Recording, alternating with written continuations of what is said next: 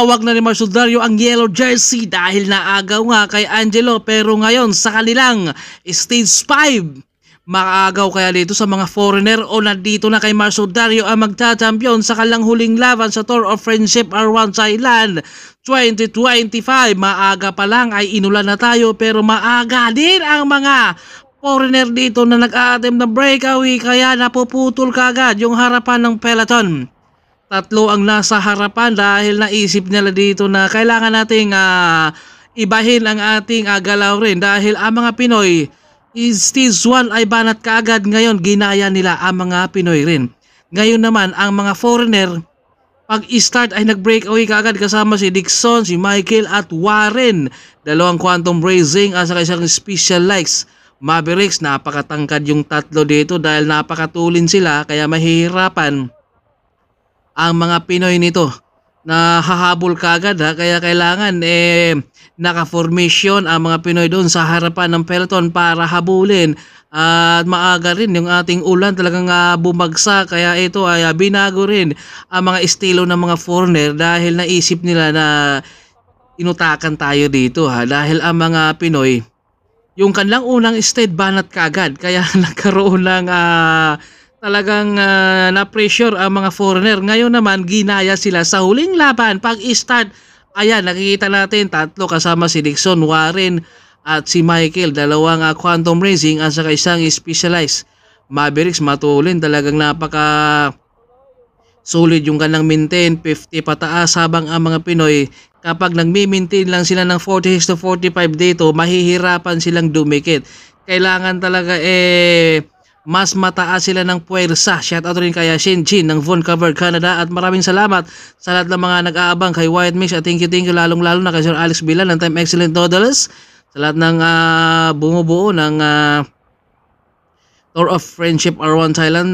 Syempre maraming salamat din kay Dukhay. Ito na, at andyan na yung peloton na naka-formation at handa ng habulin ng tatlong breakaway, dahil kapag tuluyan nilang aagwat mahihirapan sila, kaya tinutulo na dito ni Javier habang nakikita niya yung likuran ng breakaway na tatlo, dahil kapag hindi matanaw mahihirapan sila at kailangan mas mataas sila ng speed rito doon sa tatlong breakaway, dahil ginaya yung mga Pinoy din kung anong galaw nung stage 1 ngayon. Kinuha rin dito sa mga foreigner.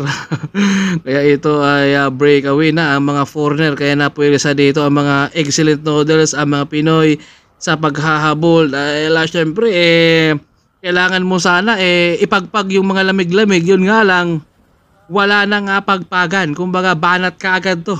Tugawin, Jomar, dyan naman si Angel, Pascual, Marcel Dario, naka-formation na ang mga Pinoy dyan sa harapan. Mga tanaw na 50 meters na lang yung agwat niyan, talagang malayo din yung kanilang breakaway at ito ay meron lang silang 51 kilometers dito sa kanilang stage 5. At malakas yung ating ulan, at syempre dahil masarap din talaga na makalaro ang ibang bansa, dahil doon natin na susubukan kung gaano nga ba na nakalakas ang mga Pinoy, lalong lalo na sa mga diinan, sa mga panayan. At nagpupursige pa sana yung tatlo dito na talagang uusad, pero nasa likod na yung grupo dahil mabigat rin yung kanilang ginawang breakaway at inabot talaga yung breakaway. Talagang hindi talaga natuloy rin.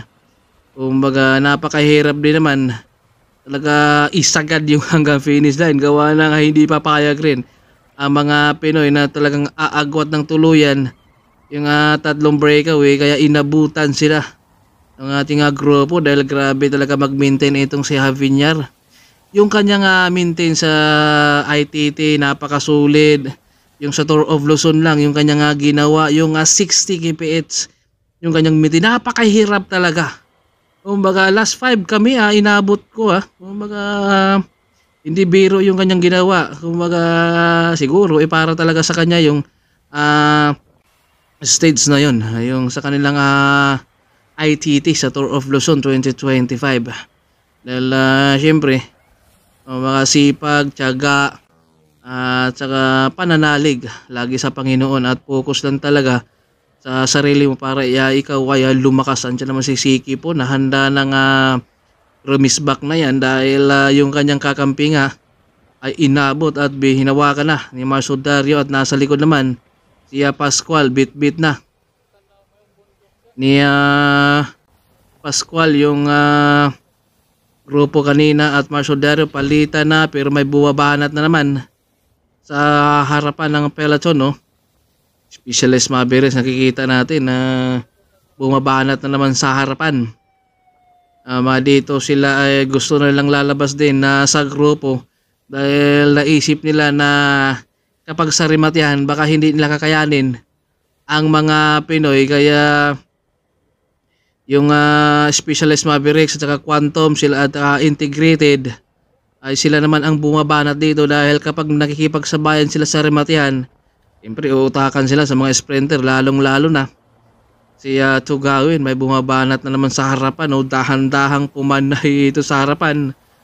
Napakasulit si Morgan ng Quantum Racing, kaya Marcio Dario habol na naman siya dito. Tugawin ang nasa likuran, Specialized palitan lang sila dito kaya mapapagod rin ang mga Pinoy rito sa paghahabol ngayon dahil ito yung kanilang huling laban.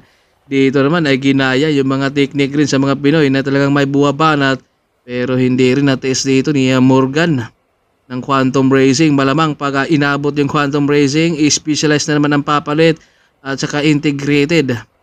Medyo maaga lang talaga yung kanilang banat rito. Kumbaga naka-formation ang mga Pinoy rin, ang mga Team Excellent Doodles, kaya nahirapan din ang mag-a-attempt ng breakaway at bit-bit na naman ni Javier yung grupo din. Parang wala nang makakawala rin pero hindi papayag ang mga foreigner dyan na talagang aagwat, may bumabanat na naman, no? Siyempre palitan dito ang mga foreigner din sa pagbabanat. Kung mga pinapagod rin nila ang mga Pinoy rin sa paghahabol dahil kailangan nilang gumawa ng diskarte at makakawala dito. Yun nga lang, napakahigpit rin ng depensa sa mga Pinoy para hindi na talaga aagwat pa ang mga foreigner, may bumabanat na naman, no? Sa harapan palitan lang si Gaytan ng Quantum Racing. Solid na solid yung kanyang angat, 65 dito, napakatangkad. Yung mga sinusulit niya dito na gusto niyang makakawala pero medyo maaga pa yung kanyang banat rito at may ahon na naman, kaya siyempre doon talaga sila babagal sa ahon. Pero pag sa patag, asahan nyo talagang nahihirapan ang mga foreigner ay mga Pinoy na talagang sa paghahabol. Pero pagdating naman sa ahon, andun naman yung babagal naman ang mga foreigner. Ito, sinubukan sanang kontrolin Integrated ang grupo pero syempre hindi papayag ang mga Pinoy dito na makokontrol. Buo na naman sila, inabot yung breakaway. Maraming gustong sumubok kanina. Excellent Doodle sana ang kumontrol pero inagaw yung harapan ng peloton at Quantum Racing na may humawak. Malamang andito sa likod si Siki Pon, biglang bumanat sa harapan, pinagod na naman dito ang mga Pinoy ngayon. Baliktad na, kung baka palitan rito kung kanina talagang mga Pinoy, ito naman ngayon, kumbaga dito pinapagod nila ang mga Pinoy ngayon sa paghahabol. Inabot na naman.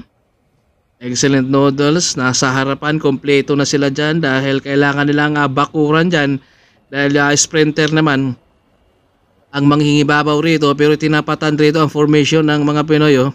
Quantum Racing, Integrated na magkakasunod, tapatan, may bumanat pero malayo pa to. Grabe, ito si Angel, binukan niya at Javier habol siya dito. Umagwat na Quantum Racing sa harapan pero nililingon niya dito na walang nakakapit sa kanya. Pero pwede lang siguro putulin rito ngayon, no? Pero si Javier dito talagang tiniis niya dahil malayo pa yung kanilang finish line. Tapatan, Marcio Dario, Tugawin, si Pascual nasa likuran. Umagwat na naman ng dahan-dahan pero nakatutok at grabe si Marcio Dario, lumabas sa gitna rito. Rumimate, Tugawin nakakabit rito at Pascual, tapatan sila rito ng foreigner dahil umagwat na si Marcio Dario at Tugawin. Iba talaga kapag mga sprinter ang mangibabaw sa rematyahan. Tugawin nakabungad na sa harapan, Marcio Dario, Pascual yung ating pangatlo doon. Grabe Ang tuloy ni Marito biglang lumabas dyan sa gitna. Inantay naman ito gawin na mayroong lalabas dyan para tutok na muna siya rito at dahan-dahang kumaan rin si Tugawin Pascual. Tapatan sila dito ng dalawang foreigner sa likuran, no? Pero si Tugawin lamang na lamang siya rito dahil isang sprinter. Yun talaga ang manghihibabaw pagdating na sa finish line. Grabe si Tugawin. Siya yung ating stage winner, Marcio Dario Pascual at saka integrated at quantum racing. Congrats sa lahat na nga lumaro din dito sa Tour of Friendship R1 Thailand 2025 at saka Race to Aragon Lane ang lumamang doon. Maraming salamat sa lahat ng nakaabang lagi kay White Mix.